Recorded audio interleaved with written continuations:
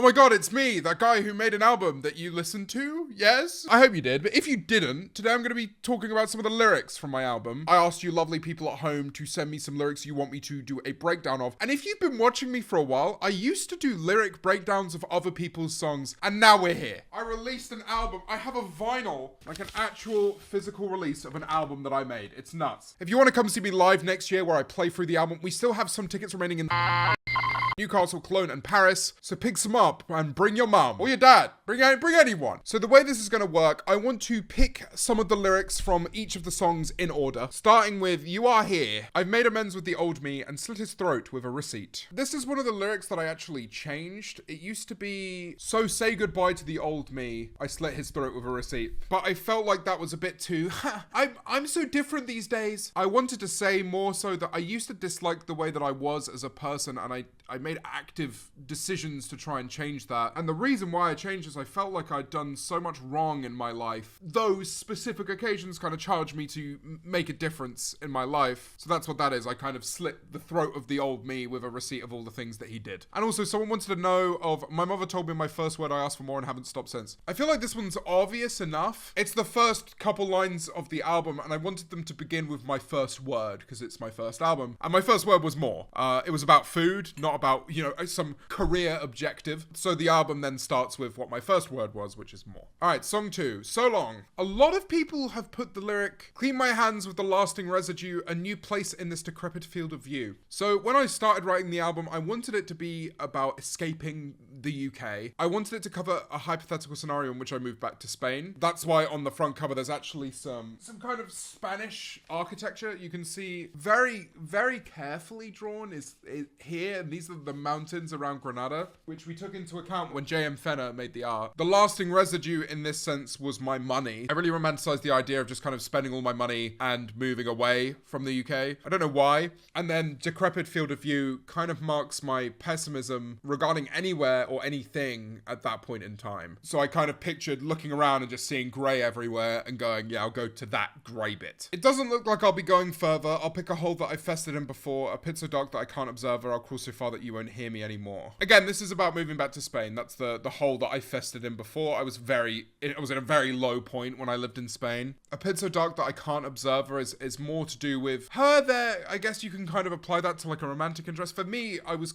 kind of talking more about my old life in its entirety. I think one of the things that's kind of worried me about living online is that if I ever stop, every part of my life would still very much be there, as well as my friends. Like, I'd still see my friends all of the time, and I'd get a lot of FOMO. I think if I was to ever really quit the internet, I would move somewhere and just not use the internet. So when I crawl so far that you won't hear me anymore, it's that I just won't have access to any of this stuff. Going postal at the party. Someone's pointed out the C part of it. Oh, to be a fly on the wall and watch as you alienate them all. I talk a lot about cutting people out and going postal. I think it made sense for me in the album at this point because I've moved to a different country again and I'm cutting out people that I used to live near. I think a lot about the other being people that I used to speak to or people that I don't speak to as much anymore and what they think about what I'm doing and, what I think about them. And this is just a thought I've had, to be a fly on the wall as they live their lives, and the people I feel negatively towards, to watch them alienate more people, because I too was alienated. And a lot of people have asked for the chorus as well. I'm cutting people out again. I'd hope to see their faces when I pursue, haunting you.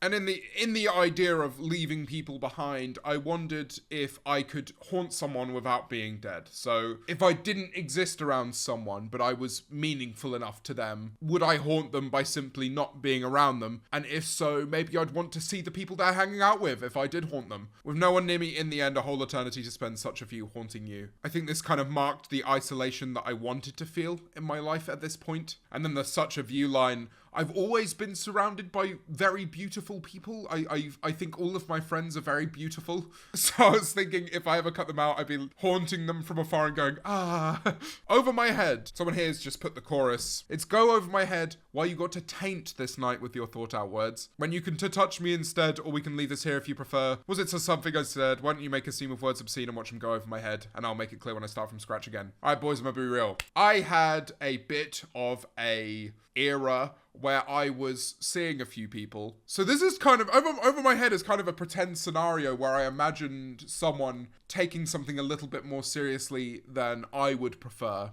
And so the idea is that if anything ever romantic were to happen in those scenarios, it would simply go over my head, and that might upset the other person, and then that too would just go over my head. So, and the Start From Scratch Again line is about, well, if it doesn't work with you, maybe it'll work with someone else.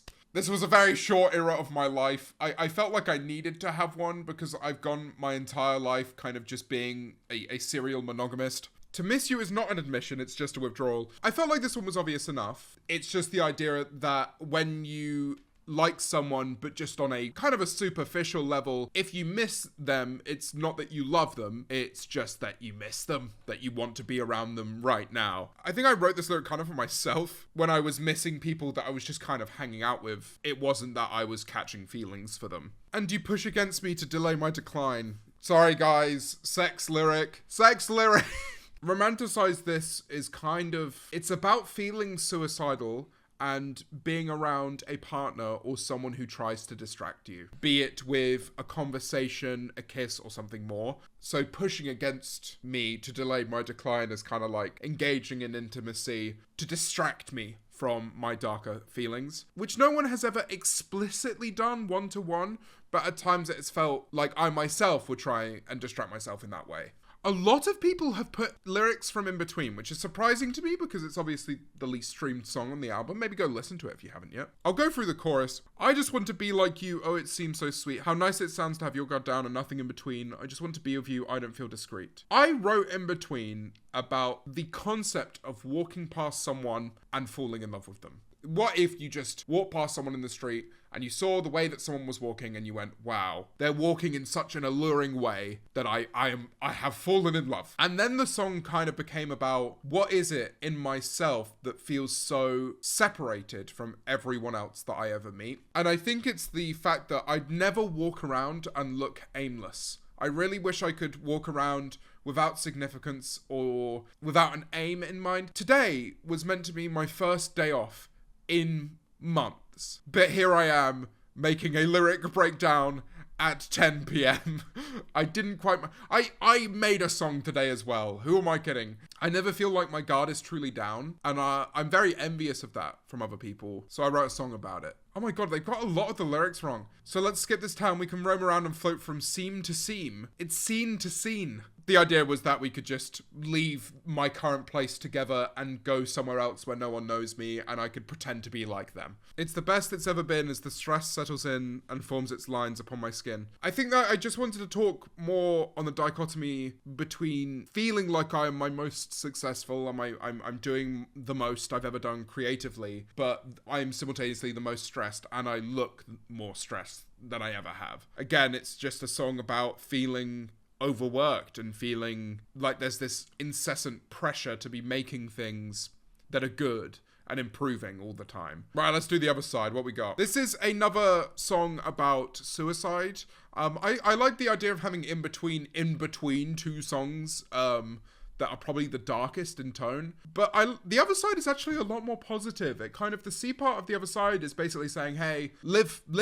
Why not live? You know, live for something. Live for yourself. That's enough. And you will think that nothing's worth the fall. You'll find peace at the brink, the silence of it all. Trigger warning talks on suicide. I remember there being a point in time where I was very low and probably the closest I've ever come to wanting to kill myself. And that was on a bridge in London in 2019. And yeah, I remember standing towards the end of this bridge. You had to kind of jump over a fence, and I would never have done that. And I just remember thinking when I got there how peaceful it was. Like there was the waves, I could hear the waves of the River Thames. It was quite a cool evening. I was drunk, but I'd felt myself starting to sober up, and I felt like I was really able to breathe, which by the way in London, that's hella rare. And so I kind of wrote the C part with that one in mind, but then kind of followed on with different methods, because I thought about all of these methods at that time. So if I was to have a rope, I wonder if it would hold up my weight. Like if I tried to do that, maybe I'd just fall and nothing would happen. And if I managed to get access to a gun, I would struggle to load it, maybe, you know. It's kind of the idea of when you're right at the end of it and you feel like this is the worst time, it's almost peaceful. And I found a lot of mental clarity there. I bounced back, luckily, quite quickly from it.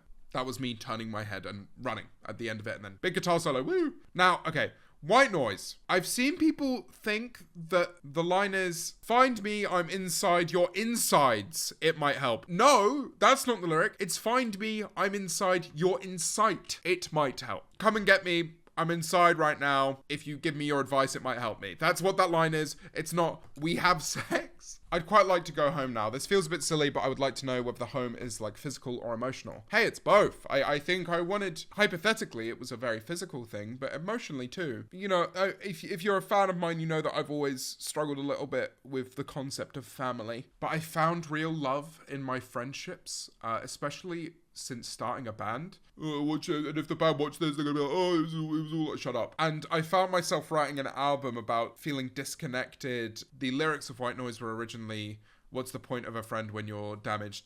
I remember going to a Blur gig with Lou, and they were playing these really positive sounding bangers. And I went, why not? You know, why not make White Noise? It's melancholic still, but why not give it a happier chorus? So that's why in that chorus, with you, with them, I go through it all again. That's the only lines with a backing vocal, because that kind of made me feel like in that moment I'm less isolated. I'm going to try again and make friends again. This is my favorite lyric, I think, of Denial. Maybe the whole album, actually. So just hypothetically, will you be the death of me? Do you kiss me so my lips will bleed? I love the idea of being like, so hypothetically, kill me? Again, this was during my era. I met someone and they purposefully said they would kiss me so my lips bled. Kind of like mad that you'd say that.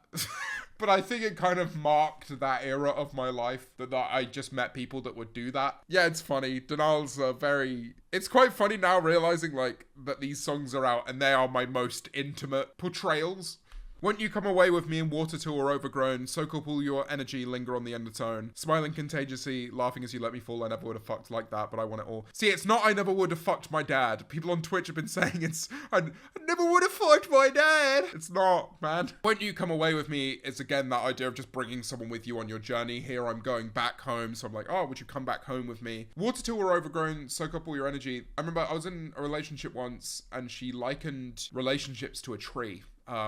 You know, planting the seed of a tree and having it grow and then creating this really robust natural structure. So I like the idea of overwatering a plant, which I think can have its kind of own sexual connotations, but also just be getting too addicted to someone, spending too much time with them and kind of spoiling it. Smiling contagiously, laughing as you let me fall. I don't know, I really pictured, you know, falling in love with someone who knows that you're falling in love with them and is jabbing at you for it and taking the piss, which gives me a really intense feeling. It's like negative but positive. And then Don't Blame Me. You touch me too softly and I know what that means. This is specifically about the end of a relationship where you're with someone and you just feel as if when you kiss them, it's not really there anymore. Like you're neither of you are really kissing each other. You're kind of just...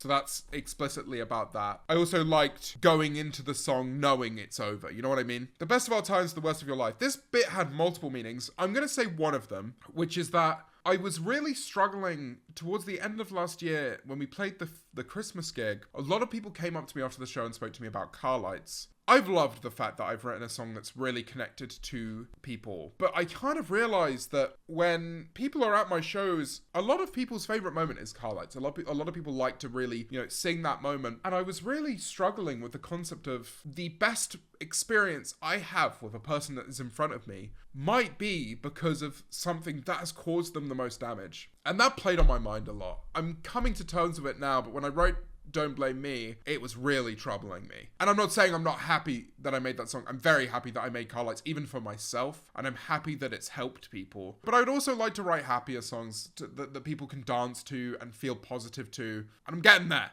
And then the big ending of Don't Blame Me. No, this path never stops and I'm already sick of the next mountaintop. No, this high couldn't last. In a moment it will move on and stay in the past. We were never in love. So when we were fucking, who were you thinking of? No, I'm never enough. And I'll fall from your hands straight into your gloves. I wanted the album to end on just this huge self-flagellating final moment where I just go in on myself, almost. This path never stops is that I just feel like, sure, I've made an album now, but I'm just going to do it again because I will never feel truly satisfied by this, which I now somewhat disagree with. I kind of don't seek satisfaction in my career. I just be making stuff because I enjoy making things. But there is something to be said about peaks. I really don't feel peaks anymore, but I really feel the troughs. No, this high couldn't last. In a moment, it'll move on and stay in the past. I think when I wrote that moment of Don't Blame Me and I was feeling so happy about it, which by the way is the nicest moment in music for me, when I write something good and I'm like, that's good. That's the best I ever feel. And so I knew in that moment, well, this feeling's about to go away because I'm about to listen to this song 10,000 times before releasing it. But I do still love this song. Like, it's by far my favorite song of mine. We were never in love, so when we were fucking, who were you thinking of? I feel like there's this thing that kind of goes unsaid, where there's moments in media where people will, like, put down a photo of someone else, as to not think about them. But you'll never hear someone explicitly say, oh, I was having sex with someone and thinking about someone else. It's such a taboo. But I get hella paranoid about it, and I just assume that if I sleep with someone and they don't love me, there's a decent chance they're doing that, right?